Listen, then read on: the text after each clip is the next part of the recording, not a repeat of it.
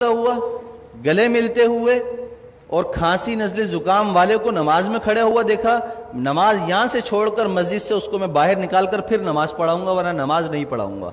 آپ لوگ احتیاط ہی نہیں کر رہے ہیں، الزام ہمیں دیتے ہیں، ڈاکٹروں کو دیتے ہیں، ڈاکٹر اپنی جان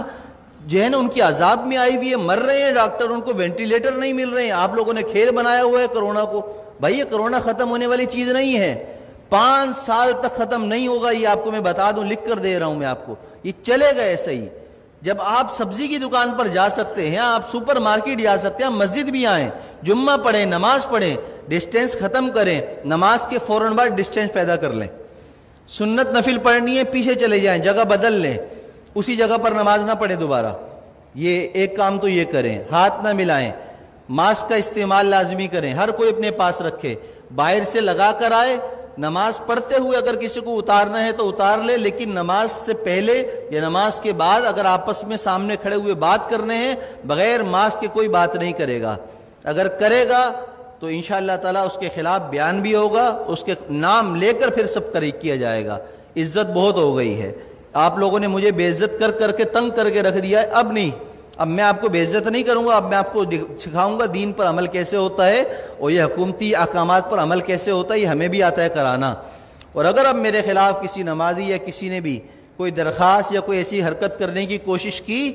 تو میں نے وکیل سے بات کر لی ہے، پورے خاندان کو انشاءاللہ تعالیٰ اس کی نسلوں کو تڑپاؤں گا، قانون بھی استعمال کروں گا اور وظیفے پڑھ کر اس کی نسل کے لیے بد دعائیں بھی کروں گا،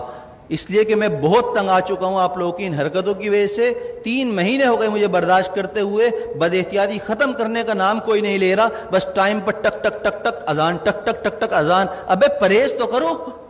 جو ڈاکٹر کہہ رہے ہیں وہ تو کرو، جو علماء کہہ رہے ہیں وہ تو کرو، اپنے باپ کی بات مانتے نہیں ہو، مولویوں پر انگلی اٹھاتے ہو، شرم نہیں ہے تم لوگوں کے اندر۔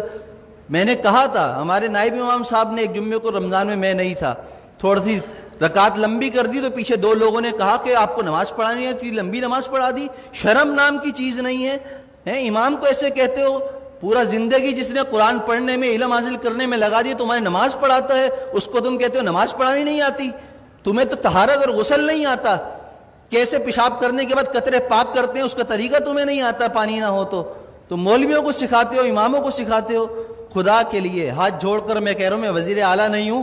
کہ کرپشن کر کے ہاتھ جوڑ رہا ہوں آپ کے سامنے، میں امام ہوں، میرا کردار آپ کے سامنے ہے۔ 7 سال ہو گئے، میری ساری نمازیں سب کچھ، کسی نماز میں اگر میں نہیں ہوں تو اس کی کوئی نہ کوئی شرعی عذر ہوتا ہے میرے پاس، لیکن وہ عذر پیش کرنا میرا آپ کے سامنے نہیں ہے، میں آپ کے سامنے پیش کروں، اللہ کے سامنے پیش کر دیتا ہوں، میرا دل صاف ہے، مجھے ضرورت نہیں ہے اپنی صفائیاں دینے کی۔ لیکن احتیاط کیجئے، عمل کیجئے، جمعے کی نماز بھی مل کر کھڑے ہو کر پڑھیے اور فوراً جدا ہو جائیے، دور کھڑے ہو کر سنتیں پڑھیے، اور عصر کی نماز سے ماسک کا اہتمام کیجئے، جیب میں رکھ کر لائیے، پہن کر لائیے، بات کرنی ہو ماسک لگا کر پہنیے، مجھ سے مسئلہ پوچھنا ہو 1 فٹ دور بیٹھ کر مجھ سے مسئلہ پوچھیے، ہاتھ اور ملانے کی اور مجھے خیریت لینے کی آپ کو ضرورت نہیں، الحمدللہ میں خیریت سے ہوں۔ اللہ ہم سب کو دین کی سمجھ اور عمل کی توفیق عطا فرمائے۔ میری باتیں کسی کو بری لگی ہوں تو پیشگی معذرت ہے، معذرت، جزاک اللہ خیر۔